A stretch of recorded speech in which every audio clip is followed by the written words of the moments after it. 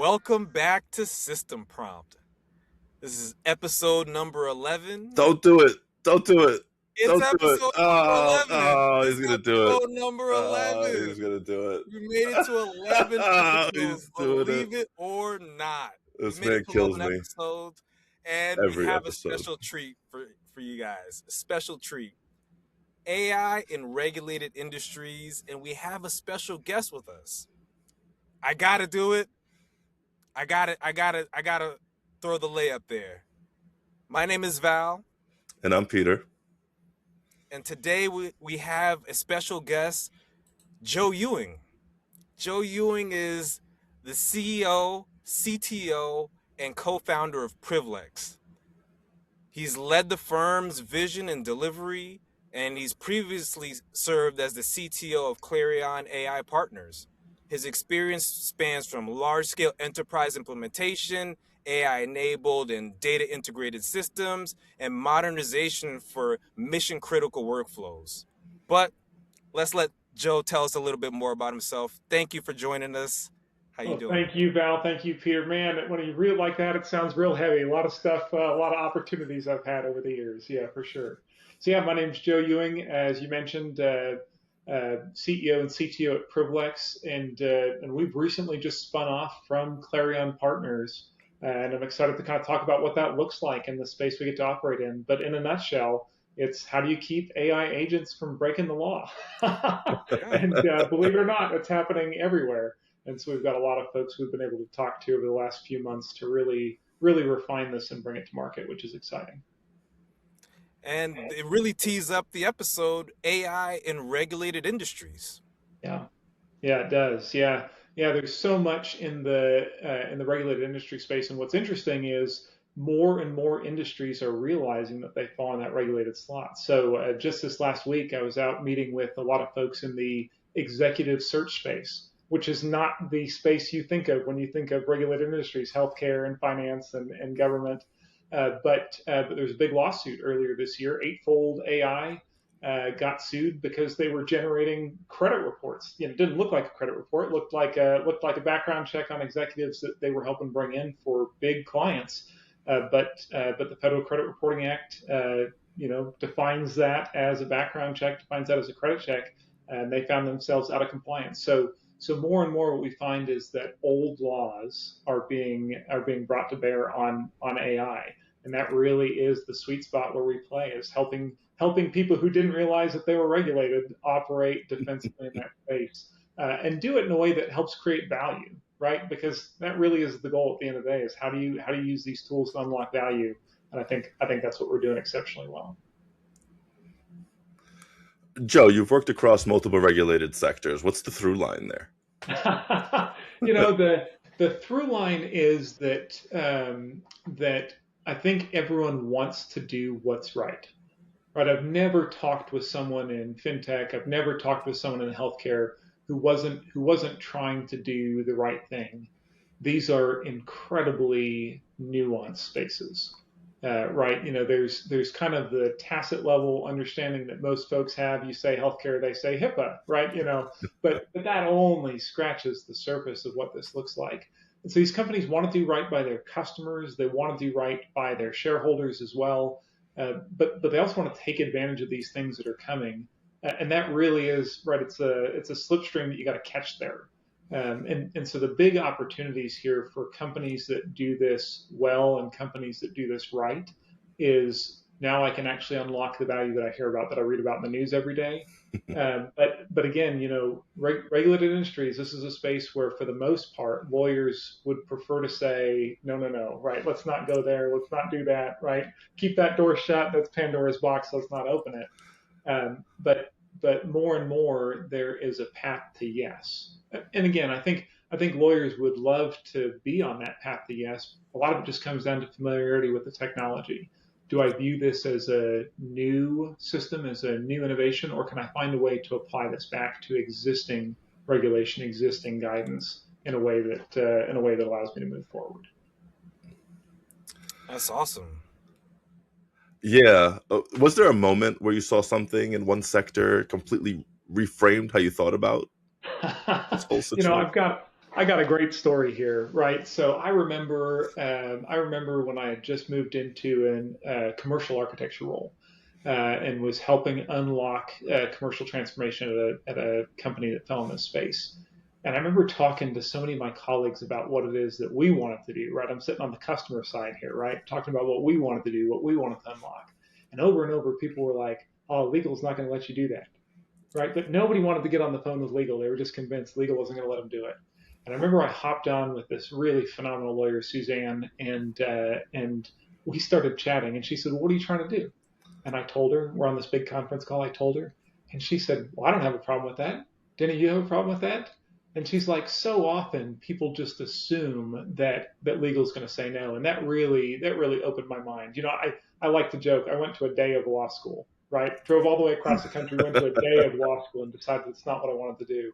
But I've managed to work throughout my career in these regulated spaces where that understanding of the law, that knowledge of the law, and how it applies has made a huge difference. And I see that play out over and over, right? Whether I'm working in healthcare and people are trying to figure out how to provide a better payer biller experience for their customers, whether I'm working in fintech and people are trying to truly unlock capital to help people move forward, start their next business.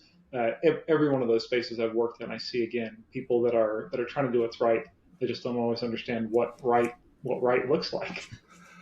It moves away from the old adage of ask for forgiveness instead of permission, right? That's exactly right. That's exactly right. Yeah, yeah. Do it right the first time. Yeah, that's the other adage, right? Is if you can't afford to do it right, you can't afford to do it again. And that has never been more true. And so what do you worry about when AI enter these spaces? What is the thing that concerns you as everything's changing so fast? Everything is changing so fast, but again, I feel like there are so many parallels to kind of what happened before. So you say what worries me. I think there's a lot that's exciting about AI and agents and LLMs specifically, right? You tell it to write you a page on some topic you've never heard of, and it generates a page. There it is. 30 seconds later. But what's interesting here is that there's a pretty big gap between something that looks right and something that actually is right. And it takes expertise to recognize that. So, you or I, right, no experience writing contracts. We go to AI and we say, hey, draft me a contract. And it drafts a contract. It looks like a contract. It's got clauses, they're numbered, it's got signatures at the bottom. What more could you want? But a lawyer looking through that is going to be able to say, do you really want this clause, right? Be able to ask those probing questions to see what you're trying to do. And that same thing is true whether you're talking about folks in the finance space, whether you're talking about folks in the HR space, whether you're talking about folks in commercial or procurement, right? Every one of these spaces has this expertise, and they're the ones who can tell the difference between something that looks right and something that is right. And it's funny because, just this morning, Sam Altman, articles coming out about him saying, hey, I know we said this was going to wipe out a whole bunch of jobs, but now we're not so sure. A couple months ago, this is exactly what we're telling people. There's a huge difference between output and throughput, right? Throughput is quality, output is something, right? And it's how do you turn that straw into gold? And I think you asked what I worry about. What I worry about are executives or people that feel like everything that gets turned out is gold and don't realize that most of it's straw that really needs to be refined to get turned into something that's awesome, right? That's really world changing. This is something I had a conversation with somebody else not actually that long ago where they were having this discussion, and Dario, by the way, also said the same thing as Sam Altman and Dario, right? Anthropic and ChatGPT, they're both saying the same thing. And the biggest difference is you have these CEOs and you have these CTOs who are overestimating capability, and they're paying for it, right? You see it across the board. They're paying for it. They're laying people off. They have going through a bunch of different rehire situations where they're like, oh man, we messed up. You're seeing apologies across using AI in situations where maybe the public doesn't want AI used there, especially when it comes to like art, when it comes to music, but then we get into legal, right? And you get into legal and you have a bunch of these weird, different, nuanced situations. Like the big one is Mata versus Avianca, right?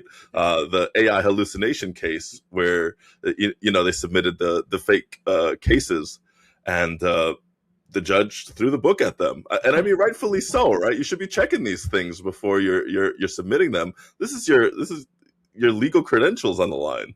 Yeah. You see individuals making up case law, right, as they're using AI to help them generate these briefs. You're seeing companies and whole out of whole cloth invent trials and case studies that they did for drugs.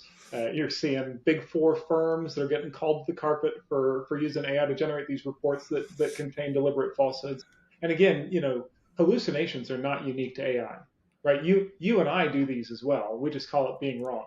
Right? We don't call it a hallucination, just being wrong. Sometimes we know we're wrong, and sometimes we don't know we're wrong, right? And so the key really, and I hear a lot of people throw around this term human in the loop, right? But what does that really look like for most organizations? Human in the loop looks like you ask me to approve, right? I'm just going to click the button, approve. That's not human in the loop.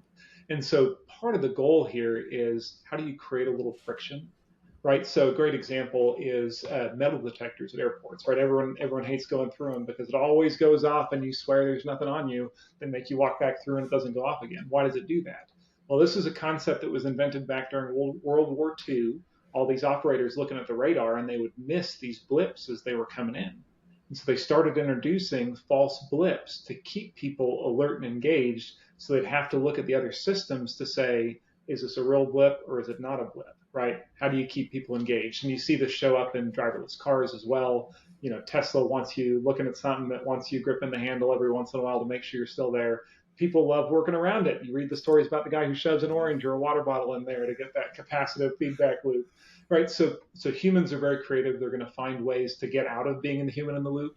But as you introduce those little points of friction, it helps ensure that the cognitive load is still there, that people are still engaged in the task. They're still asking the right questions. They're looking at the other indicators to say, is it real, right, or is it cake? Right? What am I actually looking at here? The other thing that you brought up that's interesting is you talk about all these CEOs that are laying folks off and some of the apologies that have happened. That is very interesting to me because it is clear that we're not paying the full cost of AI. And you saw Uber's comments this morning, chief operating officer saying, nope, we burned through our whole budget for AI tokens in 2026 in the first 4 months. And was it worth it? Right? And was it worth it? And so I think what we're seeing is the hedonic treadmill, right? We get used to this. We get excited about what's coming. We always want more. We continually want more. So will the cost eventually go down? Maybe. But as long as our expectations keep going up, the price what we're paying for is also going to go up as well. So we're in an interesting place. There's certainly an inflection point here as we make some critical decisions about how and where this works into our processes. Yeah, and you made a good point. I mean, look, there's going to be some sort of cost when you're outsourcing your critical thinking. Yeah. And those are one of the biggest things that you see, right? And you went through your entire 2026 budget in the first 4 months. If you're Uber, you have to start thinking about, are you paying people to be the interface to the AI? Right. Because if you're just going to let it run, then what are you paying these people for? You're paying for them to have the critical thinking. You're paying them to be the judgment, and while they're operating AI and allowing it to navigate on rails. If you're just setting it on autonomous tasks and just letting it run up your token count, what are you really doing there? Yeah. And how much optimization has happened there too? Right tool for the right job. I go into a lot of organizations and take a look at how they're using AI. And there's some of these where you look at it and you're like, wow, that's so inefficient, right? There's other tools that already exist that can really help streamline what this flow looks like. But this is, kind of the blessing and the bane of vibe coding, right? Is, well, I asked it to do this thing and it came up with this approach, and that approach just happens to burn millions of tokens, whoops. Yeah. Right. And so a lot of what we talk about when we work with organizations who have done a lot of this experimentation, we love the experimentation because that's what uncovers the great use cases. But it's understand where your ceiling is from a technical capability standpoint. If you don't understand what it has built for you, don't click deploy, right? Because it's the Pareto rule. It's the standard Pareto rule, 80-20, right?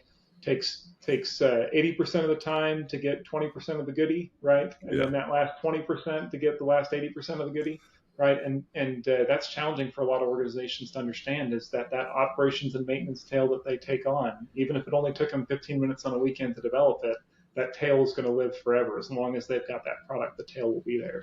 And so we talk about finding that right balance too between what do you vibe code and where does that vibe code, where does that stop, right? And where do you turn this over and say, all right, this is the concept, make it better, right? Really make this shine, really optimize this. Those are the things I have conversations with a lot. I use this example. I was talking to this small shop, and they didn't understand why they were having bloated API costs. So I took a look at their code, and they were doing scheduling with 5.4 thinking, and I was like, well, "What do you? This is like, this is the like Yeah, you have to like you should be using Mini. You could be out using Open Router. You could be using a much smaller model to do this. You're yeah, using the top of the line cutting edge model, and you're using it for scheduling a task that it's not appropriate for. And it's you see this all the time, right? Because I want the best. You want the best for the job that you're doing, not necessarily the best model. right. It's one of those. Hammer, nail, right? Yeah. When you're talking about human in the loop, the thing that jumps to me is training. Yeah, Uh, how many of these people in the organization are trained yeah, to use AI? How much time have they spent actually using these tools to understand that this could have been done with a simple automation from a product like Zapier that's really really good at what it does, as opposed to having to burn all these tokens trying to AI it. yeah, Um, and keeping that person there to make those decisions are crucial, and we see the cost of that. Um, yeah. but the thing that jumps to me, Joe, is so when it does mess up, uh, who's responsible? Who's responsible for the hallucination? Yeah, well, you saw who got the traffic ticket when the Waymo got pulled over, right? It's Waymo gets the traffic ticket, right? You cannot push off responsibility onto these models. You as a corporation said, hey, we're adopting this model to do this thing. As far as the court's concerned, and the court has shown this over and over, right? If your chatbot on your website says, "Hey, there's a bereavement policy, and that means you can submit for reimbursement on your ticket," Moffat versus Air Canada, right? Great example. Who's on the hook? Air Canada's on the hook. And the same things happened over and over and over again, right? Is the corporation that makes a decision to outsource or to offload onto the AI, they're the ones who are on the hook for that. Just coming back for a second, Val, to your comment on what does training look like. There is a huge institutional knowledge time bomb that's coming for these organizations that are getting rid of their junior employees, right? So how do you get a great lawyer? Well, they work as a paralegal where they do a lot of really hard research tasks to figure out, again, the difference between looks right and is right. And they've got a senior attorney who's there kind of coaching them through. Same is true across every industry where AI is coming in. How do you get good? It's all these tasks that are being offloaded onto AI. And I'm not saying that junior level task won't change. It probably will have a different shape. But understand that the instructions that you're providing to your agent are probably the same as the onboarding instructions that you used to give to these junior employees. And so recognizing that you've really got a documentation loop that's built right in of this is what it looks like to train people, this is what it looks like to bring people up to speed on this capability. That's huge, right? That's a really big opportunity for you. And over time, I think what we'll see is those junior level roles start to roll up, almost every junior level employee is going to end up being a manager, but a manager of agents, right? And unfortunately, the thing that makes you a good manager of agents is what makes you a terrible manager for people. Because you got to micromanage, right? You're micromanaging output. It's I want it to look just like this, produce it just like this. And so it's going to be interesting because the human to human interaction, which is going to be around forever, right? The human to human is not going away. How do you help train these people who are so used to giving really targeted instructions to someone that might even look like their coworker, right? You think most of us are in a virtual environment. My coworker is just someone I chat with in Slack or on Teams. If that's how they're used to interacting with agents, how do you have that cognitive switch of I'm dealing with a person versus I'm dealing with an agent? I show a different level of decorum or respect as I'm dealing with people than I do with agents. So there's some interesting philosophical and societal questions that come up as you start to think about what this shift looks like as your junior level employees move into these manager roles.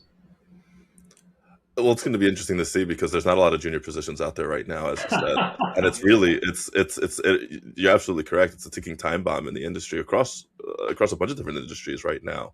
Just like, well, I can get AI to do it. Look at the software engineering, right? Now you have seniors who are just managing agents, which is why the cost is being driven up.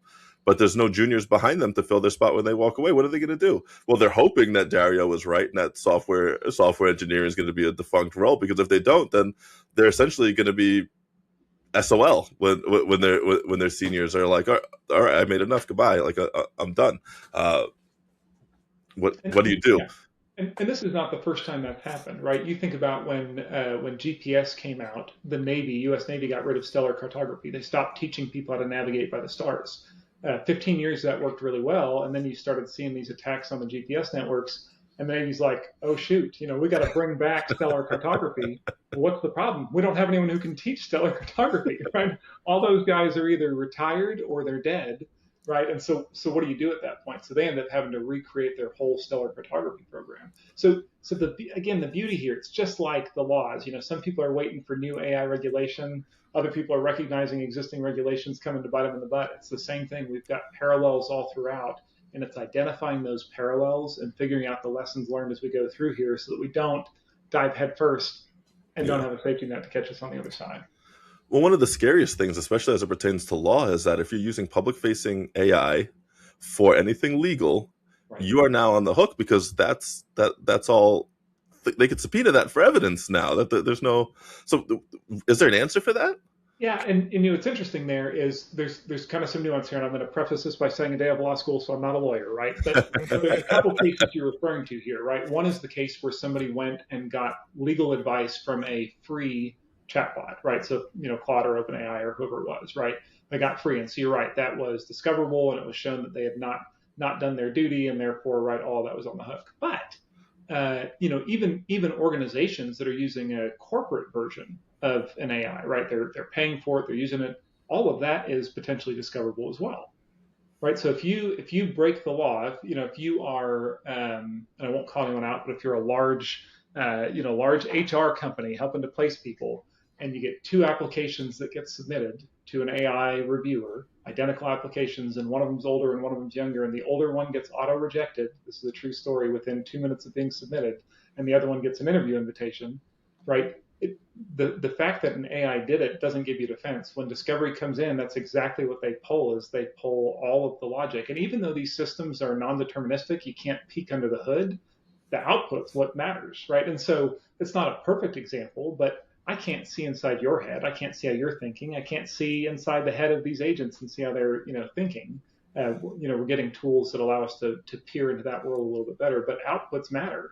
And if the outputs I've got say, hey, this looks like a clear discrimination case, it doesn't matter that you're using a private instance of AI. That's discoverable. That's going to show up. And that really is that sweet spot where Privilege sits, right? So we consume all of that telemetry, but instead of putting that on a dashboard for the customer where it's fully discoverable, we're feeding that out to a law firm, and the law firm's able to go through and look and say, hey, this pattern's looking a little concerning. Let's open up a privileged matter, right? And when you've got that cloak of privilege, now organizations have got the ability to go at speed without worrying that they're creating a defensible record, and they're able to take reasonable effort to remediate anything that comes up, right? So it's kind of that perfect triangle of experiment and play and try things with somebody who's providing that oversight layer, with somebody who's able to practice law and give you that expertise to say, all right, it looks like you're crossing the line here, right? So that triangle is absolutely game changing here. And again,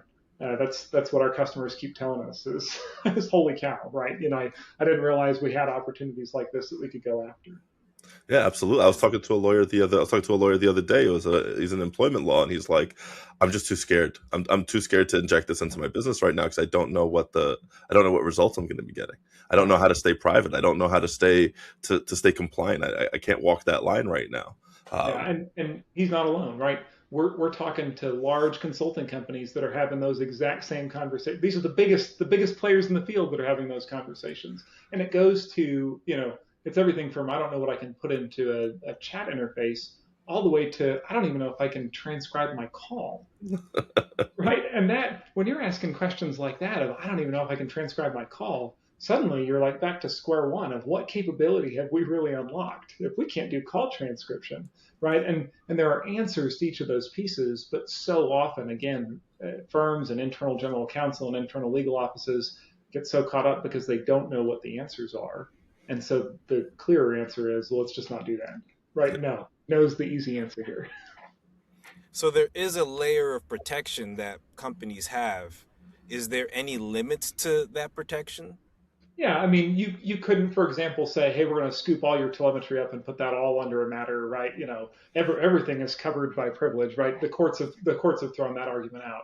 There's got to be again that reasonable effort, that due diligence is happening where you're looking and saying, hey, we've identified what those patterns and those thresholds look like, and that is, if you want to know what the secret sauce of Privilex is, it is that we've quantified the law.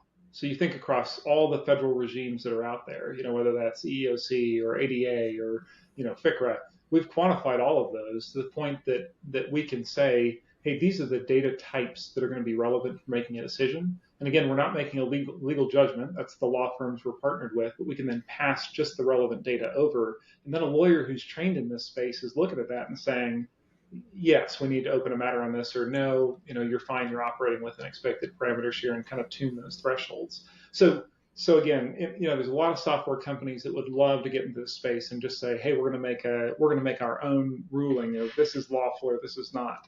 You can't do it. That's unauthorized practice of law. Software companies cannot practice the law, and that has been case law for 30 years, right? That software itself can't practice law. Lawyers practice law.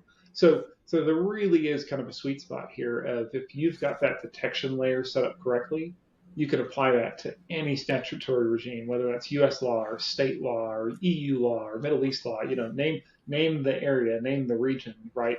Quantify that, create those signals, feed that to lawyers who are the experts in that space, and you've got something that's untouchable.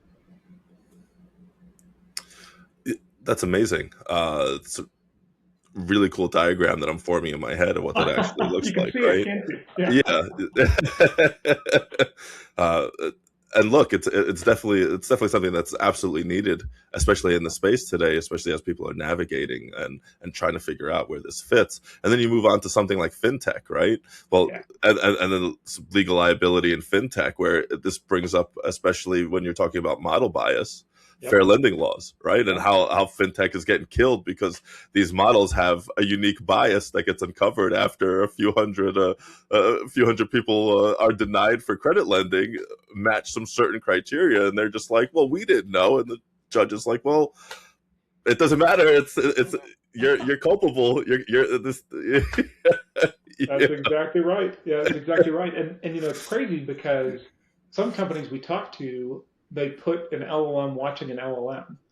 Right, it's kind of a who guards the guard scenario. They're like, oh, we just have an LLM watching our LLM, and if it looks like it's getting off base, the one LLM tells the other one it's getting off base, and that doesn't work. Spider-Man meme. Right? Yeah, you think about these cohorts of people that you approve. You think about what that fingerprint looks like, and LLM's context window isn't big enough to cover that, and it's got the same inbuilt bias. So it's like, oh no, that was justified, right? I'm going to look at the exact same data points that you looked at. I'm going to weight them exactly the same.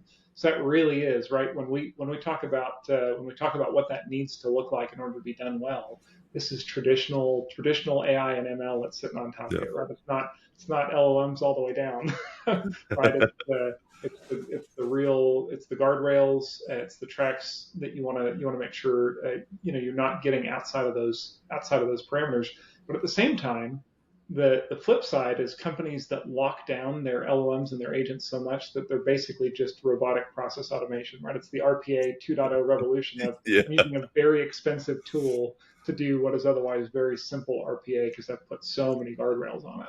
And so really, this is how do you get the best of both worlds? How do you allow agents to operate, not with impunity, right? But how do you allow them to operate? How do you allow them to make decisions? How do you allow them to do what they do really well, but then still have that check in place to say, all right, but this is not going to work, right? This is where that falls off, and be able to take immediate action. Yeah, I think what you're alluding to is also, just a really well built product. The product still has to be built well, and Right. this is how you avoid runaway costs, over engineering, and in what it seems like is exposing yourself unnecessarily to legal liabilities, especially in the fintech space. And I can see why they're getting killed, because it starts at, is the product built well? Right. Could this have been done without AI? And if you're gonna use it, what are those options? And do where do you sit in that process when a product is being built? Is it a situation where you're saying, hey, this is your stack, this is where we step in and help you out, or do you build with them? How is the product, how should the product be built? Because there's so many touch points. How should the product be built so that they are protected, so that a fintech company is protected? Yeah, and that's a fantastic question. And again, I'm going to harken back to my recent past here as CTO at Clarion, right? Clarion is in that build space, and a number of the folks we worked with there were in that startup phase, right? Of, hey, we want to work, we've got an idea for how AI could be used for mental health, or we've got an idea of how AI could be used in a fintech startup, or we've got an idea, right? And what we were able to do is kind of just apply leverage, almost quarterbacking that process, right? Of one, let's optimize for how do we use the best tool for the job, but two, let's make sure that we've got those experts who are here in place. And one of the things Bennett Borden, CEO of Clarion, really good at is he's pulled together this network of legal experts in their space. So, former privacy officer at Meta comes in and helps you figure out how privacy plays in this space. He's got, had a former FTC attorney who's in there, and again, helping to look at how these are being applied. Title VII, 4/5 rule, unfair and deceptive advertising practices, right? So he's built this wonderful cohort of folks that he works with. Hence, Clarion AI partners, right? All these partners that come in, and you're able to get maximum leverage as you're coming in and building out that product, either for the first time, or we've come in and taken a look at products that have been around for, at this point, 18 months, 2 years, 3 years, and able to do the same thing, is peek under the hood and say, are you operating in a way that's defensible or not? With Privlex, that's not really our domain. We're not in that build space. We kind of sit on top and can consume that telemetry that's coming in, whatever that might look like. But Clarion is a fantastic example of what it looks like to quarterback that build and really make sure that you get an output that you can stand behind, that you can go to market, and that you're not, there are so many founders who are like, we're just going to go, we'll get sued later, right? Not a great approach, but those people are out there, right? This is for the people who want to move fast and not break things. And the beauty of being able to move fast and get to value without setting yourself up for exposure, where else can you do that, right? And that's what really positioned Clarion so uniquely, was their ability to help people move fast and get to value adding outcomes without putting themselves in jeopardy. Yeah, generally it's you have to raise enough money with VCs just so you can afford the litigation after the fact, right? That's right. Especially, yeah, 25% earmark of whatever we raise. Yeah. Yeah, exactly. And then we get to the next segment, right? And I know we went to fintech briefly, but we touched on that a bit. You get to government AI, Yeah. and what does that animal look like, right? Yeah. And there's obviously a lot happening here, right? A lot in the news, particularly as you look about AI and its use in the defense space. And again, there's a whole lot that we don't know. I know there's been a lot of speculation in the news, right? There's folks that I talk with who are plugged into what's happening there. But that really is where you start to get into that delta between the model and the harness. And just, for listeners who may be less familiar, right? The model, kind of that underlying engine, right? That reasoning engine. The harness is how you interact with it. And so there's been a lot of conversation around, hey, can this tool, right, not specifying between model and harness, be used to help make this decision? And at the end of the day, a lot of these models are available on Amazon Bedrock, right? Organizations are able to tap into these and build the harness that makes sense for them. And I think we've got a lot happening in this space, both at state and local governments. A lot of what you're seeing there are state and local governments that are rolling out chatbots and improved customer service interface, right? So they're really looking at it from that customer service lens, but then they're also looking at it for city planning optimization and for economic development. And this goes back to a lot of those same questions around the data that goes in, the model that you use, the bias that's baked into those, right? All of that has an impact on what comes out the other side. And what we haven't seen yet, because for the most part, state and local have been later movers on this, is we've not yet seen a whole lot of case law around the use of LLMs and agents in this space yet, right? So that's definitely still emerging. Some early indications that they're going to be folks kind of moving and contesting and shaping and challenging that space. But at the federal level, you see a huge amount of investment. Bring in $9 billion for chips for spies. Right, that headline came out just a few days ago. Right, and what's that going to look like, and how are they going to use that? And I've got a sense for what that looks like from the time that I've spent there. But a lot of it is going to be very similar to what you see in corporations, which is how do we help automate some of that decision making? And Freedom of Information Act requests over, again, the next couple of years are going to help tease out exactly how is this being used and where is it being used. But I would say right now, a lot of what we see in government is experimentation at the edges, experimentation with the chatbots, not a whole lot of tailored use. And where we've got those tailored use cases, they're still pretty nascent.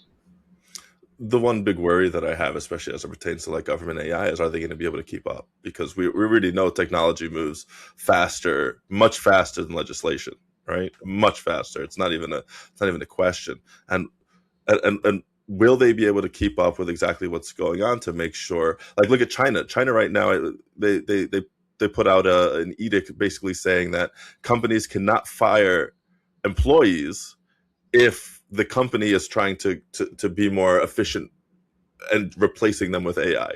They've been banned due to narrowly across the board that they cannot do that. Right. Now, are we going to see? You think we're ever going to see those kind of protections in place for the U.S. worker? I mean, yeah. So it's so interesting because certainly the current administration is very much about deregulation, right? yeah. And so less regulation happening in that space, but these things change on a dime, right? They change every couple of years. To your point about to your point about being able to keep up, I think the U.S. federal government learned a lot of really valuable lessons from the 1970s when, in some cases, tooling was written into the legislation, right? Specific vendors were named or specific products were named in legislation. And they were doing that because at the time it seemed like the responsible thing to do is to bake these folks in and create, dual incentives to make sure that those tools continue to develop. But now there's so many agencies that find themselves hamstrung by policies like that or by long-term contracts or decisions that were made historically. So I think what's fortunate is there are so many people where that is lived experience and they are not going to make those mistakes again. I think the other piece though is because this technology is so accessible at a consumer level, individual consumer level, and there's an understanding of what this capability makes available, it also helps create that incentive and drive. So if you remember, cast your mind back with me to all of the flack that Hillary Clinton got for that picture of her on her personal BlackBerry, right? That was game changing, right? And then iPhones showing up in government, people bringing email into government, right? It seemed just absolutely crazy, but this is that same type of revolution where individuals and leaders inside those organizations are interacting with this on a daily basis. They're seeing what this can do for them in their personal life, and that is how these things flow up and in. I mean, Secretary Clinton, right, as a result of her, famous picture tweeting Barack, I'm sure, right? That helped push a huge modernization of the BlackBerries that were available, the access to personal and work email on the same devices. And before that, Secretary Powell, same thing, right? A lot of people don't know this about Secretary Powell, but he was actually a big proponent of bringing personal cell phones in as well, bring your own device model. So a lot of times it takes people being able to interact with these technologies on a personal level to really start to unlock what that potential looks like at the government level. I'll just make one more quick comment. When I was at the federal government, I got to work with some of the early founders of the U.S. Digital Service, also known as 18F, what is now known as DOGE, the Department of Government Efficiency. And these are folks that were tapped, Silicon Valley talent, top talent that were brought in on fellowships and as employees to help modernize the federal government, bring the lessons they've learned outside and bring them in. Those fellowships still exist, right? Those fellowships exist across nearly every government agency. And these are hugely valuable resources. They've got to take time to learn the bureaucracy. They've got to take time to learn how to get things through. but the ideas that they have, the ways of working that they bring are invaluable in terms of what that transformation looks like at an agency by agency level. Yeah, and just seeing something like ChatGPT, right? So I was having this discussion with a buddy of mine the other day, and he's saying ChatGPT is just burning money, and how are they going to outlive this? And I said, well, you have to understand something. Is they've put themselves in this position where, I hate to say they're too big to fail, right? You don't ever want to say that about anything, but if the American consumer doesn't have access to something like ChatGPT, it puts the entire country at this huge disadvantage. And it's almost, they put themselves in this position where they're almost guaranteed government subsidies to make sure that they can continue operating. So, look, they have an $8 subscription model with ads, right? That's the lowest bar of any subscription cost anywhere, right? And anybody has access to that. How, if that ever gets taken away, how does the American consumer or the American small business, how do they stay competitive with anybody else? Yeah. They've put themselves in such a great position. Not great, but too big to Well, and fail. it can go a couple ways there, right? So I think it was Greece a couple weeks ago bought a ChatGPT license for every citizen of the country. Is it Greece? Am I remember that right? It was one of those countries in Well, the massive, vicinity. former Yugoslavia, Yeah. Mediterranean, right? Country that bought ChatGPT licenses for all its citizens. Holy cow, right? You think about the economic productivity that unlocks to just have a $20 license paid for every citizen of the country, and then to your point, it is possible that something like a ChatGPT or a Claude would be deemed too big to fail, right? Or a supply chain risk. We've already seen that designation.